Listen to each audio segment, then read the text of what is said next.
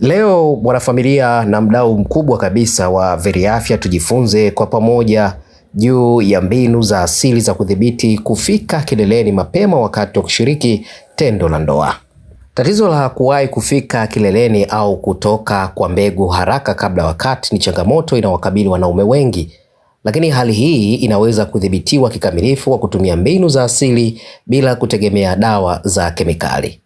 Mara nyingi tatizo hili hutokana na muunganiko wa kulegea kwa misuli ya nyonga, mfumo wa neva uliolegea na msongo wa mawazo au hofu ya kushindwa wakati wa tendo.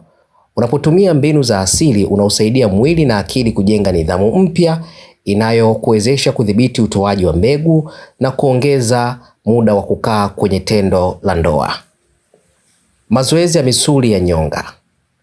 Njia kuu na yenye matokeo ya kudumu ya kuzuia kuwahi kufika kileleni ni kuimarisha misuli ya nyonga kupitia mazoezi hayo ya nyonga. Misuli hii ndiyo inaharibu na kuzuia mbegu zisitoke unapofanya tendo.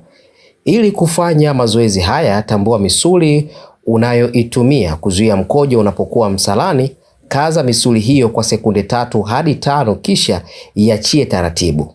Ukirudia mchakato huu mara 10 hadi 15 kwa kila seti na kufanya seti 3 kwa siku, utajenga misuli hiyo nguvu na uwezo wa kubana na kuzuia mbegu zisipite haraka pale unapohisi uko karibu kufika kileleni. Mbinu ya kusimama na kuendelea. Wakati wa tendo la ndoa unaweza kutumia mbinu ya kiutendaji, yani kusimama na kuendelea. Mbinu hii inataka uwe makini na hisia za mwili wako.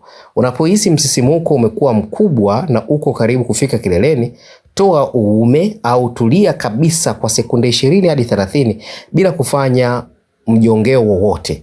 Wakati huo unaweza pia kubana kwa vidole eneo la chini ya kichwa cha uume kwa sekunde chache ili kupunguza msisimuko wa neva.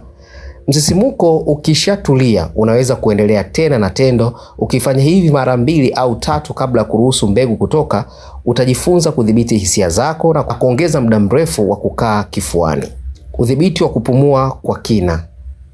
Msongo wa mawazo, woga na mapigo ya moyo kwenda mbio wakati wa tendo hufanya mfumo wa neva kusukuma mbegu kutoka haraka. Ili kukabiliana na hali hii, jifunze kupumua kwa kina na taratibu wakati wa tendo. Unapohisi msisimuko unaongezeka kwa kasi, anza kuvuta hewa nyingi kupitia pua na kuitoa taratibu kupitia mdomo. Mbinu hii ya kupumua inasaidia kutuliza mfumo wa neva, kupunguza kasi ya mapigo ya moyo na kuondoa wasiwasi kifikra, jambo linalofanya ubongo wako usitoe ishara ya haraka ya kufika kileleni. Uhimilivu kupitia maandalizi ya awali. Kukurupuka kuingia kwenye tendo la ndoa bila maandalizi ya kutosha hufanya msisimuko wa kiume uwe wa ghafla na wa juu sana, jambo linalopelekea kumaliza haraka. Ili kudhibiti muda, weka umakini mkubwa kwenye maandalizi ya awali kwa kujipa muda mrefu wa kupapasana, kubusu na kuongea maneno ya mahaba na mwenza wako. Njia hii husaidia mwenza wako kufikia msisimuko mzuri mapema, huku ikikusaidia wewe kuzuia msisimuko na kupunguza uwezekano wa presha ya haraka inaosukuma kufika kileleni kabla ya wakati. Kudhibiti muda wa kutoka kwa mbegu na kuzuia kuwahi kufika kileleni ni mchakato unaohitaji uvumilivu, mazoezi ya mara kwa mara na ushirikiano mzuri wa mwenza wako. Usijisikie vibaya au kujikosoa unapoanza kutumia mbinu hizi, kwani akili na mwili wako vinahitaji muda wa kujifunza nidhamu hii mpya. Ukizingatia kufanya mazoezi ya nyonga, kutuliza akili kupitia kupumua na kutumia mbinu za kuzuia msisimuko wa ghafla, utaona mabadiliko makubwa yanayokurejeshea heshima, stamina na furaha ya kudumu kwenye tendo la ndoa.